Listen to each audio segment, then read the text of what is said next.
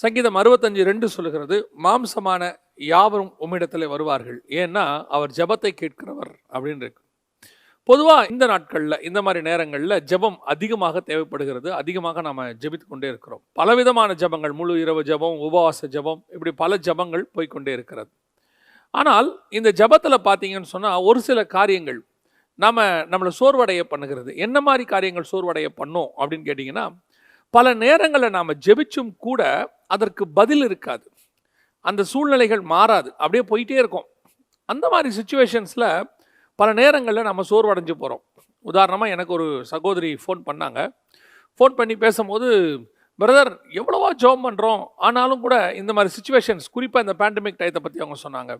கண்ணுக்கு முன்னாடி நிறைய பேர் இப்படி செத்துக்கிட்டே இருக்கிறாங்க. இந்த ஜெபத்தினால என்ன பலன், நம்ம எவ்வளவோ ஜெபம் பண்ணுறோம், அழுகுறோம் அப்படின்னு சொல்லி அவங்க சொன்னாங்க. உண்மைதான், பல நேரங்களில் அது நம்மை சோர்வடைய பண்ணுகிறது. உண்மையிலேயே எந்த ஜெபத்திற்கு பதில் உடனடியாக வருகிறது, அதான் ரொம்ப முக்கியம். வசனம் சொல்லுது, ஜெபத்தை கேட்கிறவரே மாம்சமான யாவரும் இடத்துல வருவார்கள். வெளிப்படுத்தின விசேஷம் சொல்லுகிறது, எல்லா ஜெபங்களுக்கும் அவர் பதில் கொடுக்கிறார். அப்படி இருக்கும்போது ஒரு சில ஜெபங்கள் பதில் வராதது போல இருக்கிறதே அப்படின்னு சொல்லி பார்க்கும்போது என்ன காரணம்? இப்போ நம்ம ஒரு சம்பவத்தை வேதத்திலேருந்து பார்க்க போகிறோம். யோவான் எழுதின சுவிசேஷம் 11ஆம் அதிகாரத்தில் ஒரு சம்பவம் இருக்குது. நம்ம எல்லாருக்கும் தெரிஞ்சதான ஒரு சம்பவம். என்ன அப்படின்னு கேட்டிங்கன்னு சொன்னால், லாசருனுடைய மரணம். இந்த லாசரு மரணம் அடைந்துட்டார். இதை தெரிஞ்ச உடனே இயேசு கிறிஸ்து இன்னும் 2 நாள் கழித்து புறப்பட்டு வராரு. 4 நாள் ஆயிடுச்சு. இப்போ இயேசு கிறிஸ்து கிராமத்துக்குள்ளே நுழையிறார். அந்த கிராமத்து நுழையிற இடத்துலையே நிற்கிறாரு. நிற்கும்போது மார்த்தாள் ஓடி வந்து அவர் இடத்துல ஒரு காரியத்தை சொல்லுகிறார்கள். 21வது வசனம், ஆண்டவரே, நீர் இங்கே இருந்தீரானால் என் சகோதரன் மரித்திருக்க மாட்டான் அப்படின்னு சொல்கிறாங்க. 2வது, மரியாள் ஓடி வராங்க. வந்த உடனே 32வது வசனம், இயேசு இருந்த இடத்தில் மரியாள் வந்து அவரை கண்ட உடனே அவர் பாதத்தில் விழுந்து, ஆண்டவரே, நீர் இங்கே இருந்தீரானால் என் சகோதரன் மரித்திருக்க மாட்டான் என்றாள். அப்படின்னா இந்த 2 ஜெபமும் ஒரே ஜெபந்தான். மார்த்தாள் சொல்கிறதும் மரியாள் சொல்கிறதும் அச்சுப்படாமல் ஒரே ஜெபம். மார்த்தாள் சொல்கிறாங்க, நீர் இங்கே இருந்திருப்பீங்கன்னா அவன் செத்துருக்க மாட்டான் ஆண்டவரே அப்படின்னு. இதே காரியத்தை தான் மரியாளும் சொல்கிறாங்க. ஆனால் மார்த்தாள் பேசும்போது கூட பேசின இயேசு அவர் சொல்லும் போது அதுக்கு ஒரு பதில் சொல்கிறாரு. லாசரு உயிரோடு கூட எழுந்திருக்கலை, இன்னும் லாசரு அப்படியே தான் இருக்கிறார். ஆனால் இதே ஜெபத்தை மரியாள் வந்து சொன்ன உடனே இயேசு சொல்கிறாரு, அவனை எங்கே வைத்தீர்கள் என்றார். ஆண்டவரே வந்து பாரும் என்றார்கள். அடுத்து உடனே நடக்குது. அப்படின்னா இந்த மார்த்தாள் ஜெபத்திற்கும் மரியாள் ஜெபத்திற்கும் ஏதோ ஒரு வித்தியாசம் இருக்குதா செய்யுது. ஜெபம் ஒன்று தான், அந்த ஜெபத்தை ஜெபித்த முறையில் வித்தியாசம் இருக்கு. முதல்ல இந்த மார்த்தாளுடைய ஜெபத்துக்கு வருவோம். இந்த மார்த்தாளுடைய ஜெபத்தை நீங்கள் பார்த்தீங்கன்னு சொன்னால், அவளுக்கும் அவன் சகோதரன் தான் லாசரு. அவங்களும் ஓடி வராங்க. ஓடி வந்து தான் இந்த காரியத்தை சொல்கிறாங்க. ஆனால் என்ன ஒரு ஆச்சரியன்னா, அவங்க சொன்ன உடனே இயேசு சொல்கிறாரு திருப்பி, உன் சகோதரன் உயிர்த்தெழுந்திருப்பான் அப்படின்னு சொல்கிறாங்க. ஆனால் உடனே இந்தம்மா என்ன சொல்லிட்டாங்க, அடுத்து உயிர்த்தெழுதல் நடக்கும் கடைசி நாளிலே அவனும் உயிர்த்தெழுவான். யோசித்து பாருங்க, இவங்க பண்ண ஜெபத்திற்கு இயேசு ஒரு பதில் சொல்கிறாரு. என்ன பதில் சொல்கிறாருன்னா, அவன் உயிர்த்தெழ போகிறான். அன்னைக்கு இப்போ அந்த நிமிஷம் அவன் செய்ய போகிறாரு. ஏன்னா இயேசு அதுக்கு தான் உள்ளே வந்திருக்கிறார். ஆனால் இந்த ஜெபம் அவரை எந்த அளவுக்கு ரீச் பண்ணுச்சு அப்படின்னு கேட்டிங்கன்னு சொன்னால், உயிர்த்தெழ பண்ண போகிறேன் அப்படிங்கிற அளவுக்கு தான் ரீச் பண்ணதே ஒழிய, வா உயிர்த்தெழ பண்ணுறேன், உடனே அவன் இப்போ நான் அவனை எங்கே வச்சிருக்கிற காட்டு அப்படின்னு உடனடியாக பதில் கொடுக்கக்கூடிய இடத்துல அந்த ஜெபம் இல்லை. ஆனால் மரியாள் சொன்ன உடனே ஆண்டவர் கேட்குறாரு, அவனை எங்கே வைத்தீர்கள். உடனே ஆண்டவர் அங்கே போகிறாரு, கல்லை தூக்கி போட சொல்கிறாரு, லாசர் வெளியே வர்றார். அப்போ இந்த 2 ஜெபத்துக்கும் உள்ளதான வித்தியாசம் என்ன அப்படின்னு கேட்டிங்கன்னா, எனக்கு ரொம்ப ஆச்சரியமாக இருந்துச்சு. நம்ம மார்த்தாளை குறித்து பார்க்கும் பொழுது அந்த அம்மா நிறைய வேலைகள் செஞ்சிட்டு இருந்தாங்க, அநேக காரியங்களை இப்படி தான் நம்ம பேசிக்கிட்டே இருக்கிறோம். மரியாளை பார்த்தபோது அவங்க பாதத்தில் உட்காந்துருந்தாங்க, எடுபடாத நல்ல பங்கை தெரிந்து கொண்டார்கள் அப்படின்னு இருக்கு. ஆனால் மரியாளை விட மார்த்தாள் தான் அதிகமாக அங்கே வசனம் பேசுவார்கள். அதான் ரொம்ப முக்கியம். நியாயமாக என்ன பண்ணியிருக்கணும், மரியாள் தான் நிறைய வசனம் பேசணும். ஆண்டவரே, உங்கள் பாதத்தில் நான் உட்கார்ந்துருக்கிறேன், எனக்கு தெரியும் ஒரு நாள் இல்லை ஒரு நாள் என் சகோதரன் உயிர்த்தெழுவான், நான் விசுவாசத்தோடு காத்து கொண்டிருக்கிறேன். அதெல்லாம் இந்தமா பேசுகிறாங்க. யார் பேசுகிறாங்க? மார்த்தாள் பேசுகிறாங்க. மார்த்தாள் யார்? கிச்சனில் வேலை பார்த்துட்டு இருந்தவங்க. வேலை பார்த்துட்டு இருக்கவங்க வசனம் நிறையா பேசுகிறாங்க. ஆனால் பாதத்தில் உட்காந்துருந்தவங்க வசனமே பேசலை. அந்த இடத்துல அவங்க சொன்னாங்க, ஒரு ஜெபத்தை சொன்னாங்க, உடனடியாக இயேசு பதில் சொல்லிட்டார். அப்படின்னா இந்த ரெண்டு ஜெபத்துக்கும் என்ன வித்தியாசம் அப்படின்னு பார்த்தீங்கன்னா, மார்த்தாள் இடத்துல ஜெபம் இருந்தது, மரியாள் இடத்துல ஜெபத்தோடு கூட அழுகையும் இருந்தது. அதான் ரொம்ப இம்பார்ட்டன்ட். ஒரு ஜெபம் நாம எப்படி ஜெபம் பண்றோம், கர்த்தருடைய இருதயத்தை உடைக்கக்கூடிய அளவுக்கு ஜெபம் பண்ணணும். மரியாள் ஜெபம் பண்ண உடனே அடுத்த வசனம் சொல்லுது 33, அவள் அழுகிறதையும் அவளோடு கூட வந்த யூதர்கள் அழுகிறதையும் இயேசு கண்டபோது ஆவியிலே கலங்கி துயரமடைந்து. நான் சொல்றேன், ஜெபம் உண்மையிலே தேவைதான். சில காரியங்களுக்கு உடனடியாக பதில் கிடைக்கும், நான் இல்லைன்னு சொல்லலை. ஆனால் ஒரு பெரிய காரியத்தை செய்யணும். மரணம் நிகழ்ந்திருக்கிறது. இன்னைக்கு நம்ம சொன்னோம்னா பேண்டமிக், சுத்தி மரணம், எல்லா வீட்லையும் ஓலம், எந்த மரணம் இல்லாத வீடே இல்லைன்னு சொல்ற அளவுக்கு மரணம் போயிட்டே இருக்குது. ஒரு பக்கம் உலகாளாவிய நான் சொல்றேன். அப்படி இருக்கும்போது இதை தடுத்து நிறுத்தக்கூடியதான ஜெபம் எப்படிப்பட்டதான ஒரு ஜெபமாக இருக்கணும் அப்படின்னு கேட்டீங்கன்னா, வெறும் ஜெபம் பத்தாது, இயேசுவை ஆவியிலே கலங்க பண்ணுகிற ஜெபம் வரணும். அவர் அசைய பண்ற ஜெபம் வரணும். அவரை அசைய பண்ற ஜெபம் வரணும்னா ஓ இருதயம் உடைஞ்சு ஓ கண்ணில் தண்ணி வந்தாதான் அது முடியும். இப்போ இந்த 4 நாள்ல மார்த்தாள் தேறிட்டாங்க. மார்த்தாள் தேறிட்டு எந்த அளவுக்கு தேறிட்டாங்க அப்படின்னு கேட்டீங்கன்னா, சகோதரன் மரித்துட்டா, இயேசுநாதர் வருவார், எல்லாம் முடிஞ்சிருச்சு, அவ்வளோதான், இதுக்கு மேல் நடக்கிறதுக்கு ஒன்றும் இல்லை. ஒரு நாள் வரும், என் சகோதரன் உயிரோடு கூட எழுந்திருப்பான். அப்படி ஒரு நிலைமை வரும்போது, கடைசி நாளில் வரும்போது, நான் அவனை பரலத்தில் பார்ப்பேன், பரலோகத்தில் பார்ப்பேன், இதெல்லாம் நம்ம யூஸ்வலாக சொல்கிற டைலாக். ஆனால் மரியாள் தேரவில்லை. இன்னும் அவள் வீட்டில் அழுது கொண்டு தான் இருக்கிறாள். அவளால் அந்த துக்கத்தை மறக்க முடியல. அந்த துக்கம் உள்ளுக்குள்ள இருக்க ஆழமான துக்கம். எதுக்கு சொல்ல வரேன்னா, இயேசு வருகிறார் என்று கேள்விப்பட்ட போது மார்த்தாள் புறப்பட்டு அவரை பார்க்க கிராமத்தோட என்ட்ரன்ஸுக்கு வந்துட்டாங்க. ஆனால் மரியாள் இன்னும் வீட்டுக்குள்ளே இருக்கிறாங்க. அவங்களால எந்த வேலையும் பார்க்க முடியல. இதுதான் உங்கள் ஜெபத்திற்கான அடித்தளம். எப்படி அப்படின்னு கேட்டா, சில விஷயங்கள் உங்கள் இருதயத்தை பாதிக்குமானால், உங்கள் இருதயம் உடையுமானால் உங்களால் அழாமல் இருக்க முடியாது. அதிலிருந்து நீங்கள் வெளியே வருவது கஷ்டம். இப்போ இந்த பேண்டமிக் டயத்தில் ஜெபம் நடக்குது. நான் எந்த ஜெபத்தையும் குறை சொல்றேன்னு நினைச்சிடாதீங்க. நாம் ஜெபிக்கிற முறையை இன்னும் கொஞ்சம் மாற்றணும்னு தான் சொல்கிறேன், வேற ஒன்றும் கிடையாது. பேண்டமிக் டயத்தில் ஜெபம் நடக்குது, அநேக ஜெபங்கள் நடக்குது. ஆனால் இந்த ஜெபங்களுக்கு ஏன் உடனடியாக பதில் இல்லை? பல ஜெபங்களுக்கு ஏன் பதில் இல்லை? சில ஜெபங்கள் ஆறுதல் கொடுக்கிறது, அதில் எந்த மாற்று கருத்தும் இல்லை. ஆனால் அப்படி ஸ்பாட்ல நிறுத்த வைக்கிறது. இப்போ பாருங்க, ஒரு உருவின பட்டயத்தோடு கூட ஒரு தூதனான், சங்கார தூதன் வரான். சங்கார தூதன் வந்து தாவீது பண்ண ஒரு தவறின் நிமித்தமாக எருசலேமில் மிகப்பெரியதான அளவில் ஒரு பேண்டமிக் நடக்குது.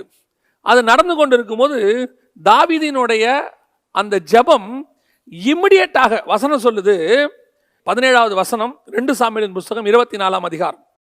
ஜனத்தை உபாத்திக்கிற தூதனை தாவீது கண்டபோது அவன் கர்த்தரை நோக்கி, நான் தான் பாவம் செய்தேன், நான் தான் அக்கிரமம் பண்ணினேன், இந்த ஆடுகள் என்ன செய்தது? உம்முடைய கை எனக்கும் என் தகப்பன் வீட்டுக்கும் விரோதமாய் இருப்பதாக என்று விண்ணப்பம் பண்ணினான். அன்றைய தினம் காத் என்பவன் தாவீதினிடத்தில் வந்து அவனை நோக்கி, நீ போய் எபூசியனாகிய அர்வானின் களத்தில் கர்த்தருக்கு ஒரு பலிபீடத்தை உண்டாக்கும் என்றான். கரெக்டா பாத்தீங்கன்னா அன்றைய தினம் அப்படியே உடனே ஸ்டாப். வசனம் சொல்லுது 16வது வசனத்துல, தேவதூதன் எருசலேமை அழிக்க தன் கையை நீட்டின போது கர்த்தர் அந்த தீங்குக்கு மனஸ்தாபப்பட்டு. ஜெபம் என்ன செய்ய வைக்குது? கர்த்தரை மனஸ்தாபப்பட வைக்குது. அதை தான் சொல்றேன். இங்க மரியாளுடைய ஜெபம் கர்த்தருடைய இருதயத்தை துயரம் அடைய வச்சுச்சு, ஆவியில கலங்க பண்ணிட்டு. அப்படி ஒரு ஜெபம் தான் நம்மகிட்ட இருந்து வரணும். நாம நார்மலா எல்லாரும் கூடி ஜெபிக்கிறாங்க, நாமளும் ஜெபம் பண்ணுவோம். 1 மணி நேரம் ஜெபம், 1/2 மணி நேரம் ஜெபம். திருப்பியும் சொல்றேன், நீங்க யாரும் மிஸ்டேக் எடுக்காதீங்க. ஜெபத்தை நான் குறை சொல்லவில்லை. ஆனால் ஜெபம் கர்த்தரை அசைக்கக்கூடியதாக இருக்கணும். கர்த்தரே மனஸ்தாபப்படணும். அந்த அளவுக்கு நான் தானே தப்பு பண்ணேன், என்ன அடிங்க, என்ன நொறுக்குங்க, என் ஜனங்களை விட்டுருங்க, இந்த ஆடுகள் என்ன செய்தது? அதுதான் அவன் இருதயத்தின் ஆழத்திலிருந்து வரக்கூடியதான ஒரு வார்த்தை.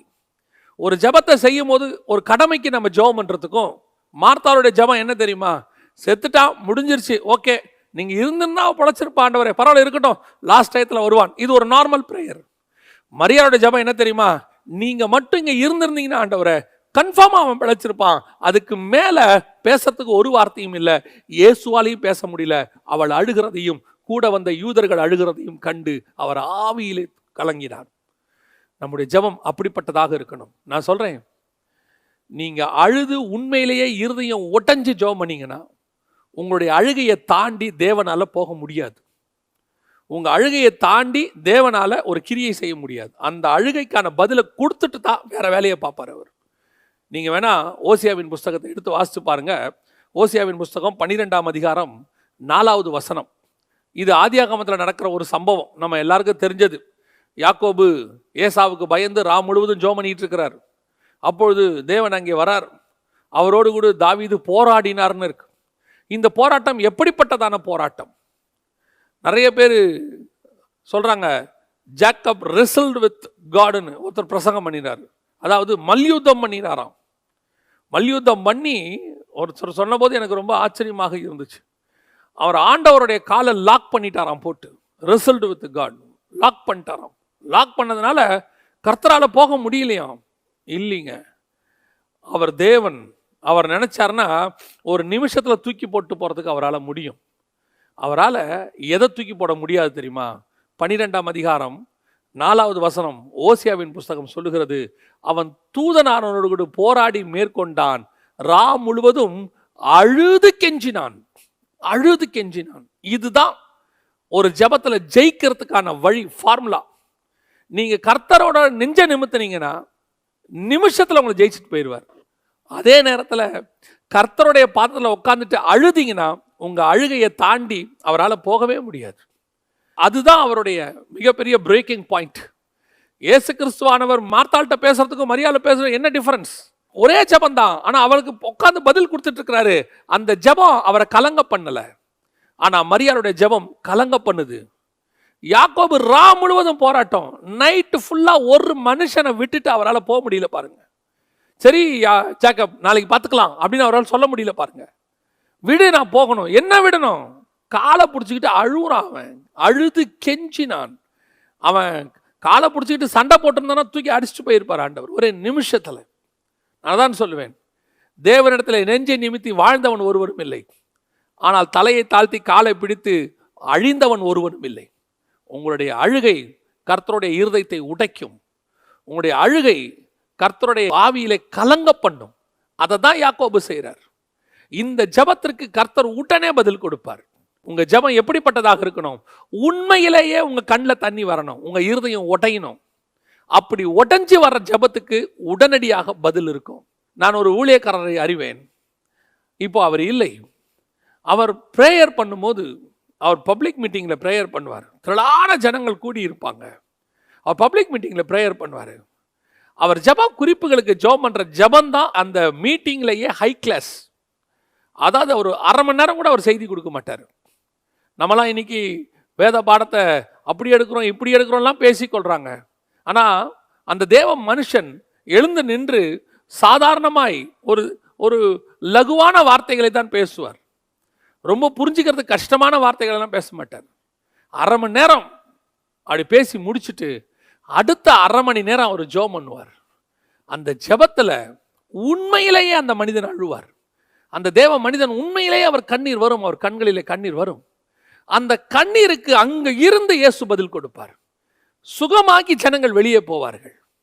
அந்த கண்ணீரை தாண்டி தேவன் ஒரு காரியத்தையும் செய்ய முடியாது. நீ என்னை விடு, நான் போகிறேன்னு சொல்லிட்டு அவரால் போகவும் முடியாது. அவன் கண்ணீரை நிறுத்தினாதான் போக முடியும். அதுதான் அந்த தேவ மனுஷனுடைய பலனாக இருந்தது. அதற்கு பின்னால் அவருக்கு பின்னால் நிறைய பேர் வந்தாங்க.